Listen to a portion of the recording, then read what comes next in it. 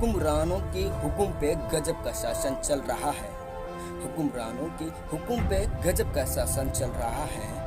दिखती नहीं इन्हें लौ, दिखती नहीं इन्हें लौ, यहाँ मेरा देश चल रहा है, मेरा देश चल रहा है। आग लगाने वाले दूर बैठकर ताप रहे हैं। आग लगाने वाले दूर बैठकर ताप रहे हैं। कोई नहीं है बुझाने वाला, कोई नहीं है बुझाने वाला। यह देश राम राज्य से ही चलेगा, मत और मजहब से नहीं। देखिए, मैं ईश्वर का भक्त हूँ, लेकिन किसी पाखंड में विश्वास नहीं करता। तो आपने सुना, इस वीडियो के माध्यम से देखा, योगी आदित्यनाथ हमारे माननीय मुख्यमंत्री जी हैं उत्तर प्रदेश के, उनका ये बयान सामने आता है। कहते हैं कि ये देश संविधान से चलेगा। तो मैं उनको बता देना चाहता हूँ कि ये देश सन 1947 में आज़ाद हुआ था और उस आज़ादी से लेकर आज तक हमारा देश संविधान से ही चल रहा है। लोगों को भ्रमित करने की आपको जरूरत नहीं है। भली भांति जनता आपके बारे में जानती है कि आप हमेशा पलटवार जवाब देते हैं। कभी कुछ बोलते हैं तो कभी कुछ बोलते हैं। कभी कहते हैं कि हमें इस देश को राम राज्य बनाना है। यह देश राम राज्य से ही चलेगा। तो अभी जो आपका बयान सामने है वो कितना सही है? देश संविधान से चलेगा, मत और मजहब से नहीं। देखिए, मैं ईश्वर का भक्त हूँ, लेकिन किसी पाखंड में विश्वास नहीं करता। आप कैसे लोग हैं जो पीछे से उसकी झोपड़ी में आग तो लगा देते हैं, लेकिन जब घूम कर आते हैं कह देते हैं ग्रामवासियों से कि देखो झोपड़ी में आग लग गई है और हमें बचाना है चल के, और आप बाल्टी लेकर पहुंच जाते हैं, वो भी खाली, पानी नहीं भरा होता है उसमें। लेकिन आप इस प्रकार का ढोंग करते हैं कि जनता बखूबी आपके बारे में समझती है। हमारा देश 74 व 75 साल से ये संविधान से ही चल रहा है। भली भांत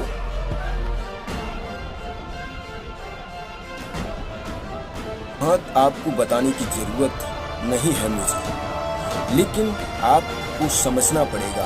इस प्रकार की राजनीति, इस प्रकार की मुद्दे छेड़ते हो ना, ये देश के लिए बहुत ही घातक है।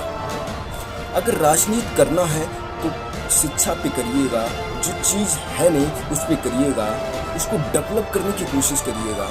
जहाँ गांव में सड़कें नहीं पहुँची उसे बनवाइएगा। जिन गांव में सड़कें पहुँच गई उन्हें उखड़वाने की ज़रूरत नहीं है, फिर उन्हें बनवाने की ज़रूरत नहीं। जिन गांव में नहीं बनी उनमें भी पहुँच पाइएगा। इस पर आप काम करिएगा और ईमानदारी से काम करिएगा, तो जो है जनता आपको वोट करेगी और सपोर्ट भी करेगी। लेकिन इस प्रकार की राजनीति के देश के लिए शोभा नहीं देती है, जो बहुत ही हमारे देश के लिए घातक हो सकती है। आज पूरा देश चल रहा है, आप देख लीजिए, चाहे नूह हो, चाहे मेवात हो, चाहे मणिपुर, क्या उत्तर प्रदेश, क्या राजस्थान, क्या मध्य प्रदेश, ऐसा कौन सा जिला नहीं है जो आग की लपटों में धधक ना रहा हो। और राजाशाही राजमहलों में बैठकर ये सब देखे जा रहे हैं, ताके जा रहे हैं कि देखो देश कैसे चल रहा है। मैं तो उन लोगों को भी बता देना चाहता हूँ जो इस देश के लिए विपक्ष दल के नेता बैठे, वो भी ऐसा काम करते हैं कि जनता को भड़काते हैं, आग लगवाते हैं, गाड़ियां जलवाते हैं, धर्म के नाम पर दंगा फसाद कराते हैं ताकि उनकी राजनीति खड़ी हो जाए। लेकिन ये देश के लिए बुरा साबित होती है हमेशा। कुछ अच्छे पे डेवलप करिएगा। अगर देश में कोई तरक्की कर रहा है तो उसे तोड़ने का काम ना करिएगा, बल्कि जो चीज़ है नहीं उसे नया बनाने की कोशिश करिएगा हमेशा। हमारे देश में गाड़ी, साधन, हवाई जहाज जो चल रहे हैं वो हमारे लिए बहुत ही लाभदायक है। लेकिन उन्हें आप तड़वा कर, फड़वा कर, बम विस्फोट करवा कर ये देश की गरीब जनता को मरवा कर ये राजनीति खेलते हैं ना, ये बहुत ही गंदी राजनीति है और ये शोभा नहीं देती देश के लिए। इसलिए मैं तो कहता हूँ कि इस सब छोड़कर असलियत पर आ जाइएगा और अच्छी सी राजनीति करिएगा जिससे हमारा देश विश्व गुरु बन सके। ये आप जो राम राज्य की बात भी करते हैं और इधर संविधान की भी बात करते हैं, मैंने कहा ना, ये हिंदू राष्ट्र को बढ़ावा आप जैसे ही बाबा दे रहे हैं, अंधविश्वास को आप जैसे बढ़ावा दे रहे हैं। कांवड़ियों पर फूल बरसाने की जरूरत क्या है जब लोग सड़कों पर अपनी शिक्षा के लिए, अपने अधिकार के लिए आगे आवाज उठाते हैं, लड़ने के लिए आते हैं, तब आप उन पर लाठियां बरसाते हैं और कांवड़ियों पर फूल बरसाते हैं। तो समझना जनता आपको पड़ेगी ये आपको किस ओर धकेल रही है। ये देश के लिए सबसे बड़ा आतंकी कौन है? बल्कि हमारे देश पर, हमारे घरों पर, हमारे ही देश के लोगों पर बुलडोजर चलवा रहे हैं। फिर ये कौन लोग बैठकर सिर्फ देश के हर एक तबके के लोगों को मारा जा रहा है और देश की संपत्ति को नुकसान पहुंचाया जा रहा है। ये आतंकी कुछ और ही लोग हैं जो राजनेता कहे जाते हैं। इन पर कई केसेस लदे हैं लेकिन सरकार भी इन पर कोई ध्यान नहीं देती है। कोर्ट भी इन पर कोई ध्यान नहीं देता, सुप्रीम कोर्ट भी, न्यायालय भी, कोई न्यायपालिका भी कोई ध्यान नहीं देती है। लेकिन हम क्या करते हैं? हम आपस में लड़ते हैं, हिंदू, मुस्लिम, सिख, ईसाई, इन सब पर। आखिर धर्मों से कितना किसका विकास हुआ है मुझे बताइएगा।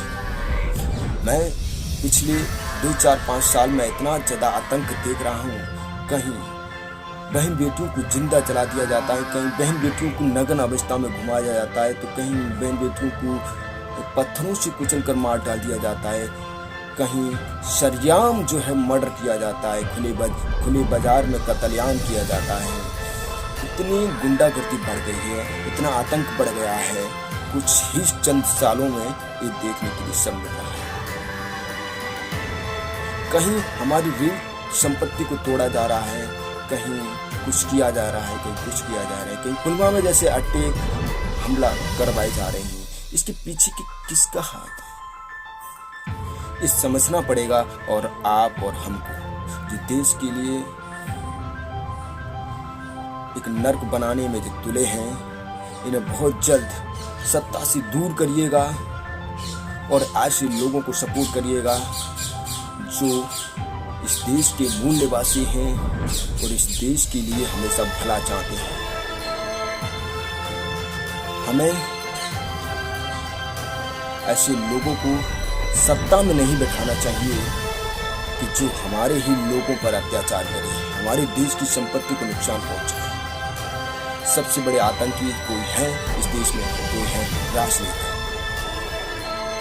हमारा देश, हमारा मुल्क अंग्रेजों से तो आजाद हो गया है, लेकिन कुछ रईस और खानदानी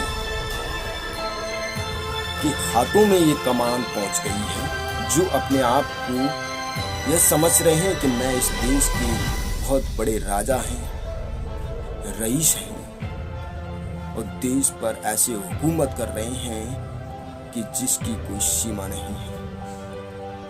इतना अत्याचार यही लोग कर रहे हैं, सत्ता में बैठे या विपक्ष में बैठे, दंगा फसाद दोनों ही करा रहे हैं। इस देश के लिए ऐसी राजनीति मत खेलिएगा जो देश की जनता के लिए बहुत ही ये भुगतना पड़ रहा है।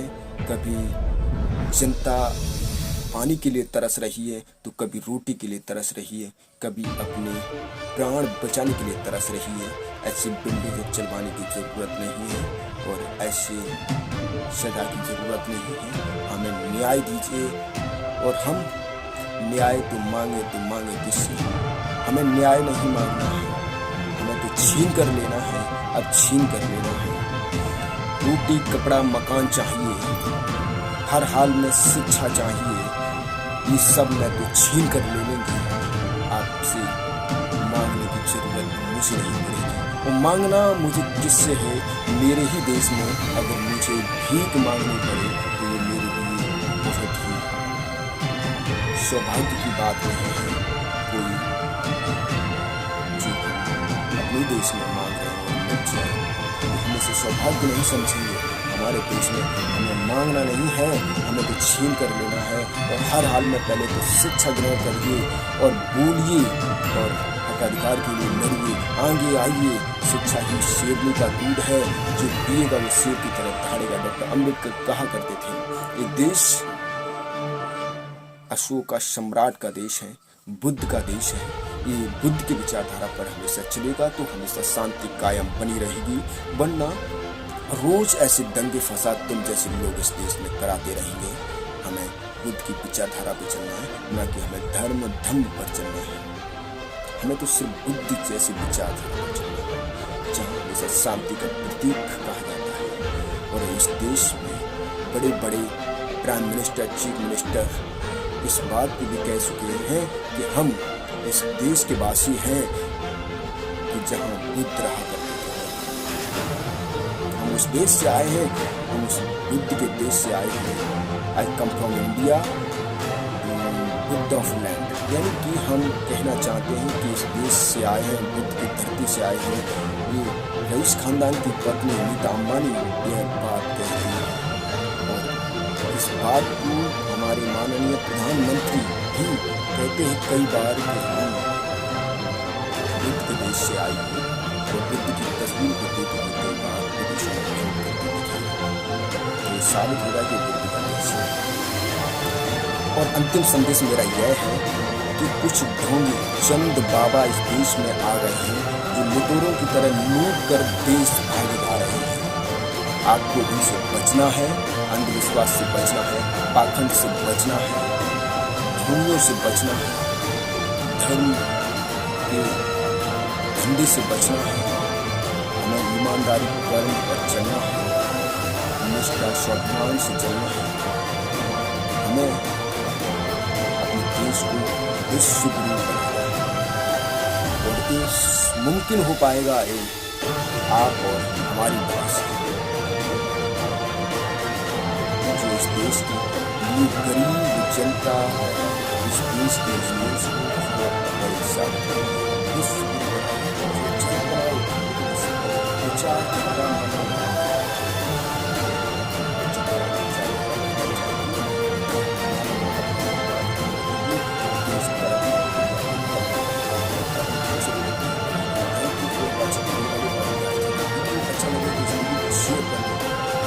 और उन तक भी पहुँचाए देश में ऐसी भड़काऊ बयान देते रहते हैं। आज कुछ और कह रहे हैं, कल कुछ और बयान देते हैं। ये दो मौके सांप हैं जिन्हें किसलौन कहते हैं। ये कभी इधर का रास्ता ट्रक लेगी तो कभी इधर का रास्ता खिसक लेगी, लेकिन इनसे बचना है कि कहीं भी तुम्हें डस लेंगे किसी भी मुंह से। ये न समझना कि ये पूंछ है। Thank you. आखिरी और अंतिम संदेश मेरा आप लोगों के लिए और है कि जिधर भी देखो हवस के जल्लाद बैठे हैं, जिधर भी देखो हवस के जल्लाद बैठे हैं। अपनी बहन बेटियों को सलामत रखना, संभाल कर रखना, क्योंकि इधर देश चलाने वाले बेऔलाद बैठे हैं, बेऔलाद बैठे हैं। थैंक यू, धन्यवाद।